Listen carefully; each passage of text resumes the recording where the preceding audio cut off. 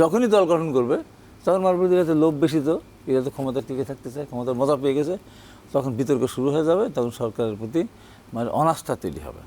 এবং তারা তাদের ম্যান্ডেটটা কি, তাদের ম্যান্ডেট হলো সমস্ত রাজনৈতিক দলগুলি এবং বৈষম্যবিরোধী ছাত্ররা সমর্থন দিয়েছিল।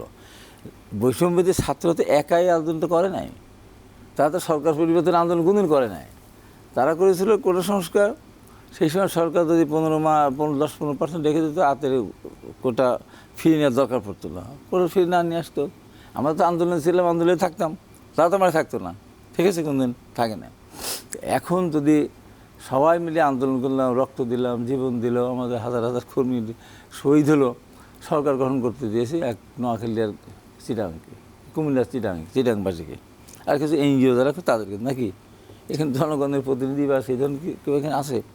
এই যে শ্রমিক মারা গেল, রিক্সাওয়ালা মারা গেল, টেম্পোলা মারা গেল, ওই যে ঘরে বসে শিশু মারা গেল, তাদের কোনো প্রতিনিধি আছে? নাই। তো কারুর কোনো প্রতিনিধি নাই এখানে। ছাত্রদের আছে, আর হলো আমরা তাদের মতামতের কিছু লোকজন এখানে সরকার গঠন করছে, আন্দোলন করলো সবাই মিলে সরকার গঠন করে এক গ্রুপ। আবার তারা আবার রাষ্ট্রীয় ক্ষমতায় আসার জন্য আবার দল করবে, ক্ষমতায় থাকবে। এত গুড়ের তো এত মিষ্টি হওয়ার কথা না। এবং এখানে পরিষ্কার ক্ষমতা থেকে চলে আসে করতে হবে, ক্ষমতা থেকে করা যাবে না। ওই কিংস পার্টি করতে চেয়েছিল, নাম কি, মইনুল আহমেদ, মানে তার ক্ষমতা তো এত বেশি ছিল, আল্লাহর পরেই তার ক্ষমতা এত বেশি ছিল না।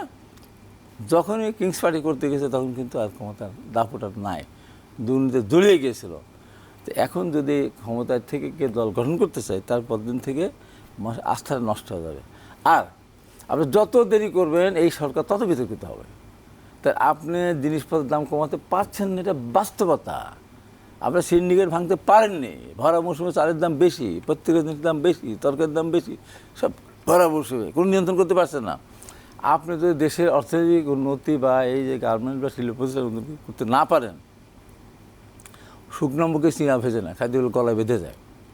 তো ঠিক তেমনিভাবে শুধু আমি এই করব সেটা করব, জিনিসপত্র দাম হু হু করে বাড়বে, আইন শৃঙ্খলা অবরুদ্ধ হবে, এখানে ধর্মঘট, ওখানে এটা হবে, সেখানে সেটা হবে, তখন এটা কন্ট্রোল করতে গেলে এই যে সরকারের ভাবমূর্তি যেটা আছে সেটা কিন্তু থাকবে না।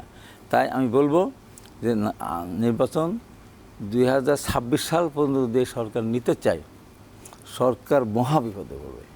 আমি আজকে আপনার এই টেবিলে আজকে তো কোর্ট করছে বা সরকারের পক্ষে তো বলা হয়েছে, তো আমি এখানে বলে যাচ্ছি 26 সালের জুন পর্যন্ত যদি সরকার টানতে যায় মহাবিপদে পড়বে। কয়জনের মুখ বন্ধ করুন, আমাদের মুখ বন্ধ করার ক্ষমতা কারোর নেই আল্লাহ ছাড়া। অতীতে বলেছি এরশাদকে টাইম বেঁধে দিয়েছিলাম, এই সরকারকেও টাইম বেঁধে দিয়েছিলাম, আগে সরকারকেও টাইম বেঁধে দিয়েছিলাম, আজকেও বলে যাচ্ছে 26 সাল পর্যন্ত জুন পর্যন্ত নিতে গেলে এই সরকার বিতর্কিত হবে, মহাবিতর্কিত হবে। এবং যে সুনামের সাথে তাদের এখান থেকে যেতে চায় 26 সাল না 25 সালের মধ্যে সরকার একটা নির্বাচন দিয়ে নির্বাচিত প্রতিনিধিদের হাতে ক্ষমতা হস্তান্তর গেলে তারাও সসম্মানে যেতে পারবে, দেশটা বাঁচবে।